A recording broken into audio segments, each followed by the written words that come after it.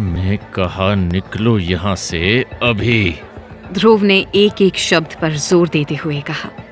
ध्रुव की बात सुनकर कार्तिक दोनों हाथ फैलाकर जोर से हंस दिया। फिर ध्रुव को अपनी उंगली दिखाते हुए बोला, तू कौन है बे जो मुझे ऑर्डर दे रहा है?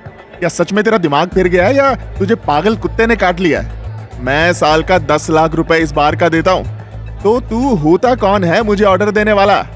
ध्रुव ने उसे देखा और पीछे मुड़कर चला गया। पीछे से कार्तिक के गुर्गे हूटिंग करने लगे। इतनी जल्दी सारी हवा निकल गई? ऐसे दुम दबा के भागना ही था तो पंगा क्यों लिया? ध्रुव चुपचाप चलता हुआ बार काउंटर तक गया और वहां रखा एक माइक्रोफोन उठाकर अपना गला साफ कर बोला, यहाँ मौजूद सभी लोग प्लीज थोड़ा ध्यान दें। ध्रुव की आवाज के साथ ही पूरे बार में शांति छा गई और सभी लोग कंफ्यूजन के साथ बार काउंटर की तरफ देखने लगे। पर बार काउंटर पर जाने पहचाने वेटर को देखकर लोग हैरत में आपस में बात कर रहे थे। ये तो ध्रुव है, ये क्या करने जा रहा है? ध्रुव गैलेक्सी बार में कई सालों से काम कर रहा था और बार में अक्सर आने वाले लोग उसे जानते थे।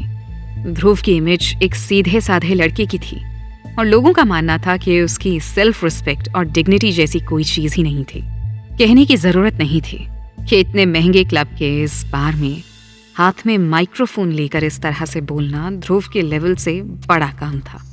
वो तो रोज आने वाले लोगों से भी सीधी नजर मिलाकर बोल नहीं पाता था। माइक्रोफोन नीचे रखो और तुरंत नीचे आ जाओ ध्रुव, एक वेट्रेस ने ध्रुव को समझाते हुए कहा। ध्रुव ने जवाब में उससे कुछ नहीं कहा और कार्तिक की तरफ देखकर बोला, तुम्हें लगता है कि तुम बहुत पैसे वाले हो? कार्तिक सामने खड़ा था और उसे ध्रुव की ये हरकत थोड़ी बचकानी लग रही थी, पर ध्रुव आगे कहता गया, तो गैलेक्सी बार में आए मेरे सभी दोस्तों, आज रात आपके सारे खर्चे मेरे हुए, तो आप आज रात इस बार की सारी शराब खत्म कर दो और बिल मुझ पर डाल दो। इसके बाद ध्रुव ने कार्तिक की तरफ इशारा करते हुए कहा, पर इस लूजर और इसके साथ जो चुड़ैल आती है, ये ट्रीट उनके लिए नहीं है। इसके बाद ध्रुव ने कैशियर की तरफ देखकर कहा, मैंने सारा पेमेंट कर ही दिया है, तो इसलिए मैं चाहूंगा कि इस लूजर को तुम बाहर निकाल दो। कैशियर अभी भी पैसे गिन रहा था। कुल 20 लाख रुपए थे। ये तो केवल ध्रुव ने एडवांस के तौर पर दिए थे। आज रात की सेल तो बहुत ज्यादा होनी थी। कैशियर ने खुशी के साथ गर्दन ऊपर उठाकर इशारा करते हुए गैलेक्सी बार के एक स्टाफ की ओर इशारा करते हुए कहा, सारा पेमेंट हो गया है। बार में बैठे लोग ध्रुव के इस अनाउंसमेंट को सुनकर पहले से ही खुश थे। कैशियर के अनाउंसमेंट के बाद सभी खुशी से पागल हो गए थे और सभी कार्तिक को देखकर हूटिंग करने लगे। Get out now, get out now. इस हूटिंग के बीच एक तेज आवाज आई, तुमने सुना नहीं क्या? लूजर और चुड़ैल के लिए यहाँ कोई जगह नहीं। ये सब देखकर कार्तिक दंग रह गया था।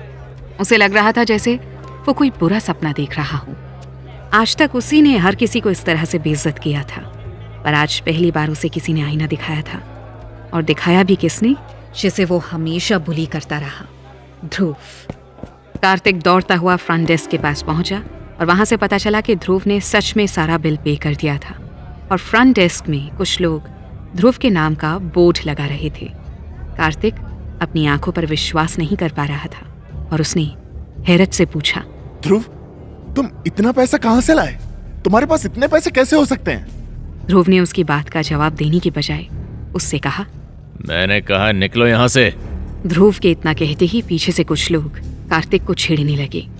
चलो भागो यहाँ से, आज की पार्टी ध्रुव की तरफ से। कम ऑन, यहाँ कोई सीन क्रिएट मत करो और अच्छे बच्चों की तरह चलो भागो यहाँ से। कार्तिक इतनी बेइज्जती बर्दाश्त नहीं कर पाया और बोला, तुम रुको और देखो मैं क्या करता हूँ। मैं पूरी दिल्ली यूनिवर्सिटी पर राज करता हूँ। इस बार तुम जीते, आगे देखो। ध्रुव ने उसे देखकर बहुत आराम से कहा, अभी तो पार्टी शुरू हुई है, अब तुम देखो, तुम्हारे अच्छे दिन खत्म हुए, आगे समय बहुत बुरा आने वाला है, अब तुम थोड़े सीरियस हो जाओ। ध्रुव की बात सुनकर कार्तिक हैरान था। ध्रुव की बात का क्या मतलब हो सकता है? ध्रुव जैसा फटीचर इंसान एक रात में इतना बड़ा आदमी कैसे बन गया? ये नामुमकिन है, क्योंकि कार्तिक एक पैसे वाली फैमिली से था। वो इतना जरूर जानता था कि पैसे वाले लोग अपने पैसों को यूज नहीं कर पाते हैं, क्योंकि उनका पैसा इन्वेस्टमेंट में लगा होता है, जिसके प्रॉफिट से वो लोग राज करते हैं। पर एक गरीब आदमी इस तरह से पैसे बर्बाद नहीं कर सकता। ध्रुव ने आज जास्मिन को टॉप 10 से दूर रखने के लिए करोड़ रुपए खर्च कर दिए होंगे और अभी उसने 20 लाख रुपए गैलेक्सी बार में डाल दिए। कार्तिक इतनी आसानी से जाने वालों में नहीं था। उसने जाते जाते कहा, ध्रुव गिल, मैं नहीं जानता तुम ये पैसे कहां से लाए हो, पर मेरे पास भी पैसों की कमी नहीं है।